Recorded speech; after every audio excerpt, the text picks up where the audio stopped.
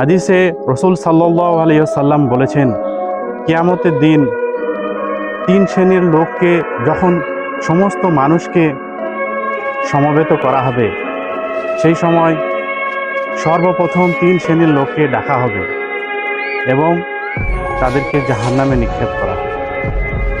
এদের মধ্যে সর্বপ্রথম যেই ব্যক্তিকে ডাকা হবে তিনি হবেন একজন কারি। মহান রব্বুল আলামিন যাকে পবিত্র কোরআনের জ্ঞান দান করেছেন তাকে ডাকা হবে। তাকে ডাকার পরে যখন মহান রব্বুল আলামিন তাকে জিজ্ঞাসা করবে, তোমাকে তো আমি ইলম দান করেছিলাম, দুনিয়াতে তুমি কি করেছো? তখন সেই কারি বলবে যে আপনার সন্তুষ্টির জন্য 2 বেলা তেলাওয়াত করেছি। মহান রব্বুল আলামিন বলবেন, তুমি মিথ্যা বলছো। ফেরেশতাগণও বলবে, তুমি মিথ্যা বলছো। তুমি দুনিয়াতে চেয়েছিলে যেন লোকে তোমাকে ভালো কারি বলে, ভালো আলেম বলে, সেই উদ্দেশ্যে তুমি তেলাওয়াত করেছো। অতএব দুনিয়াতে লোকে তোমাকে ভালো কারি, ভালো আলেম বলেছে, তোমার দুনিয়াতেই সব শেষ, আখিরাতে তোমার জন্য জাহান্নাম।